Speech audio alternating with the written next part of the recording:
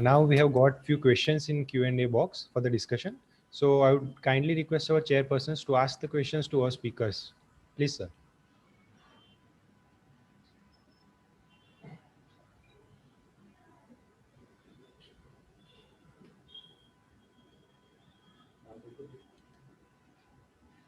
There are questions for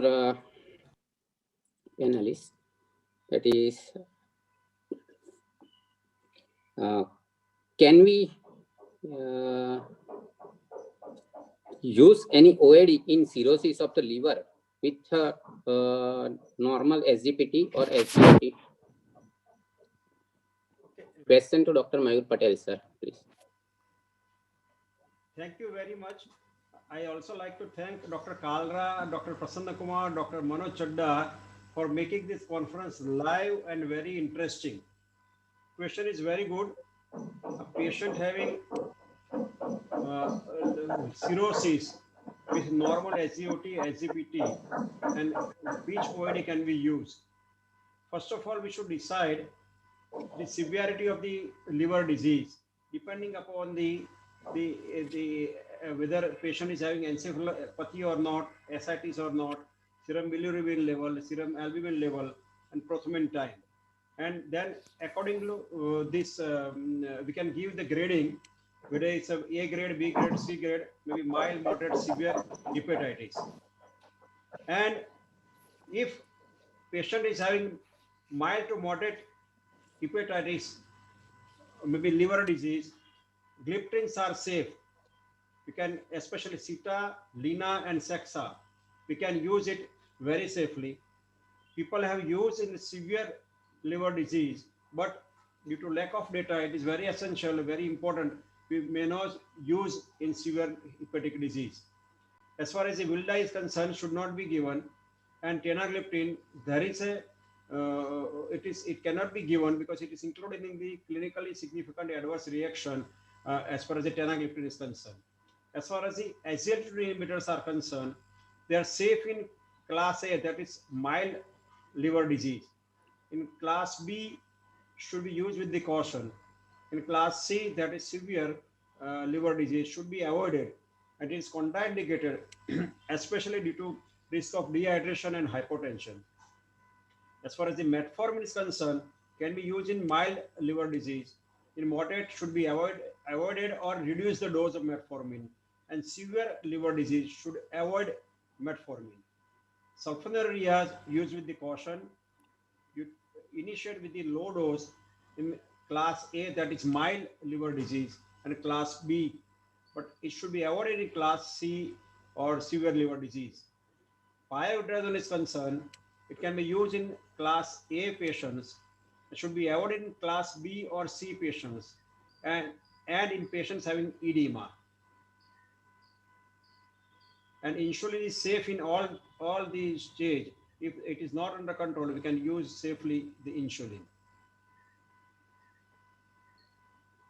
Question to Dr. Kalra. Is there any possibility to reverse mitochondrial abnormality directly?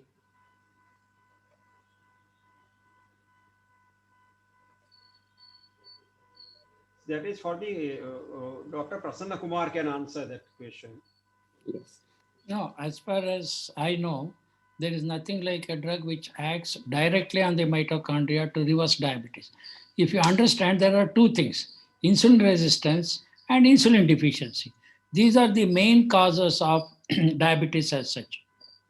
And as I told you this data, because of obesity, there is insulin resistance. So in obese people, that's why direct study was done only in obese people, where there is no insulinopenia, there is hyperinsulinemia, insulin resistance, mere reduction of 10 to 15 kg of weight by whatever method, bariatric surgery or lifestyle modification will reverse it. Whereas patients who are thin, it's not going to work. So if there is a drug which acts on mitochondria, it should work on everybody, irrespective whether you are thin or obese, normal weight, whatever it is. So that way, see, there are drugs which work through mitochondria. Doesn't mean reversal occurs through the mitochondrial mechanism. So by and large, it's only related to obesity, and there is no drug, as far as I know, which directly acts on mitochondria to reverse diabetes, because the cause of diabetes could be many. It is not, as we know, previously we said only beta cell of the pancreas, and obesity, fat cell resistance. Now we know there are 10 or 12 mechanisms, whether it is kidney, whether it is liver, whether it is pancreas, whether it is fat, or whether even cerebral control of it. So type 2 diabetes is heterogeneous in every aspect: presentation, pathogenesis, management, response to treatment. There is nothing like one treatment which acts on one organ, acts on one mitochondrial tissue or one cell, and see everything gets all right. That's how, as far as I know, there is no such mechanism. If somebody can, I think that will be excellent. In connection with the same, sir, can we achieve reversal of diabetes in patients with normal or low BMI without further weight loss? No, because all these data, bariatric surgery initially was started with more than 35 BMI. Then they came to 30. Nobody uses bariatric surgery with 23 or 25. Same thing if you see direct study or other study, they were all taken patients who are obese, meaning that their BMI was more than 30. As of now, we have no data and a normal weight or underweight patient doing this reversal of diabetes to lifestyle modification. Even if you see thin patient, normal weight patient, what is the pathogenesis there? It is not insulin resistance, it is not obesity. Most often it is insulinopenia. So thin person compared to obese person needs insulin very fast. If an obese person can see that he needs insulin at the end of 8 years, 85%, 10 to 12 years, maybe 90%. Whereas there are patients who are thin, normal weight, within 3 to 5 years, they need insulin because there is insulinopenia. And in such patients, even if they try very hard and reduce 3 or 5 kg, it is not going to reverse diabetes because mechanism is not obesity, not insulin resistance, it is insulinopenia. So both theoretically and research what is available, there is no basis of using that patients in normal weight, underweight. It should be restricted to the obese, not even overweight. Overweight is 10% above. You should see only obese patient, more so those who are BMI is more than 30 as such. Another question to Dr. Manoj Chadha, sir. Is there any role of stem cell therapy? Well, I think you keep hearing about stem cell therapy for every possible medical disease under the sun. Unfortunately, to my knowledge, there is no successful program for stem cell therapy for type 1 diabetes. I know a couple of years ago, Dr. Bansali at PGI Chandigarh was doing a project for type 2, but we didn't hear much about the outcomes of that study also. So currently, my take is that there is no successful stem cell therapy for diabetes. I think what Dr. Prasanna Kumar has very rightly said, if you look at obese diabetics, you can talk in terms of remission. And those who are thin, they are a different class of diabetes. It's not that you're dealing with one disease. It's a separate disease. They're insulinopenic and they're going to need insulin. Heterogeneity is prevailing in every aspect of the diabetes management. Including type 1. Type 1 is also heterogeneous. Type 2 is also heterogeneous. If you have seen 30,000 patients, Manoj Chadha has seen 30,000 different types of diabetes. It is not that two patients are alike in their pathogenesis, family history, response to drug. So that's why ultimately individualize and see what is the factor. And when a patient is in front of you, you see which patient is going to respond to which therapy, whether diet, exercise, lifestyle modification, bariatric surgery, or 6 oral anti-diabetic drug, or 3 types of insulin. So even today, it is not a precision medicine. It is a trial and error. Nothing is going to get harm. Only in cancer, it is the precision medicine because the drugs are dangerous. What is there? Somebody takes metformin, doesn't respond, stop it and take it. That's why even today, in type 2 diabetes, it's a trial and error method. People think it's very scientific. Definitely not. Two type 1 diabetics are so different. Type 2 diabetics are so brittle. Why this? We have no answer for these things. What is it? It makes response so much different. Maybe 5 or 10 years. Monogenic is a small group that is different.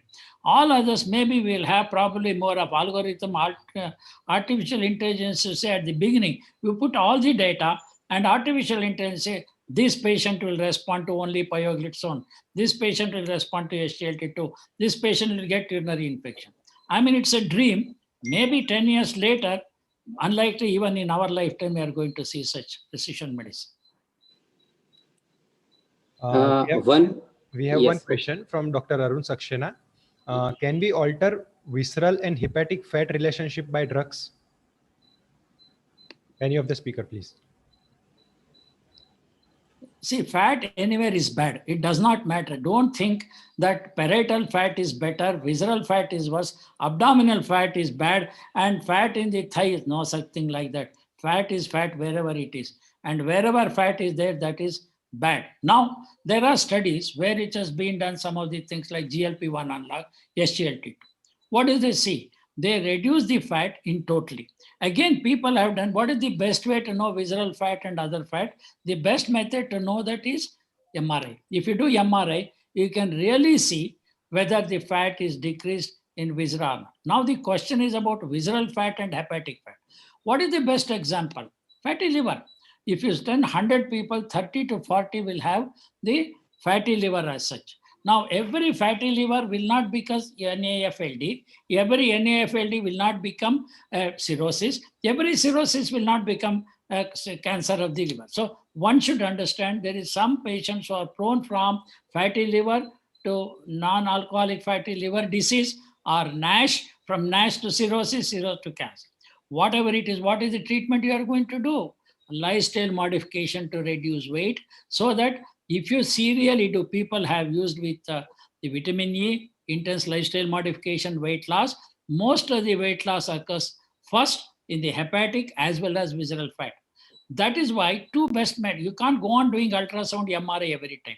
Let us say, how do you know visceral fat? You check somebody, let us say BMI 35, intense lifestyle modification, drug, whatever you use it. If the abdominal girth, the waist comes down by 1 inch, 2 inch, 3 inch, you know indirectly visceral fat has come down. If you are doing a research study, yes, do it. MRI to see what is the hepatic fat and visceral fat. There is nothing like a differential loss, only hepatic and visceral. What we have seen with SGLT2 inhibitors and all, weight loss occurs, and 60 to 70% is fat. It is not muscle loss or anything like that. So that way we know, but fine tuning, hair splitting between hepatic and visceral, no drug can claim that this is a drug only reducing the hepatic fat but not visceral, or visceral fat hepatic. Probably future drugs will be there where it is going to see fat. Let us say something like what we are going to do, SGLT1 inhibitors. What is the role of SGLT1 inhibitor? They reduce fat. Where do they reduce fat? They reduce fat preferentially in the visceral compared to anywhere else. But we don't have big studies, clinical studies to show that when you compare SGLT2 versus SGLT1, now there are already studies going on combining SGLT1 and SGLT2. What exactly happens to hepatic and visceral fat? So what we have data is only animal studies. We don't have big studies in human beings to say this selective differentiation of visceral fat and hepatic fat does not. But one thing is definite, intense lifestyle modification and weight loss definitely is going to reduce both hepatic and visceral fat, and which can be made out even clinically also.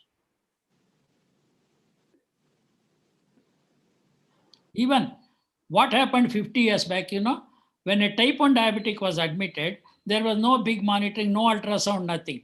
When the type 1 diabetic child comes, liver was 6 centimeters below that. You start giving insulin. Our teachers used to say, every day, every alternate day, check, liver goes on regressing. Later on, they realize this is nothing but fat, uncontrolled diabetes. Fat is deposited, that is hepatic fat.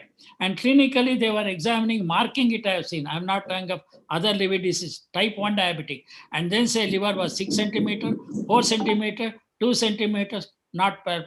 This is one of the clinical indicator to see type 1 diabetes is controlled and liver regresses. Now we know it is nothing but hepatic fat.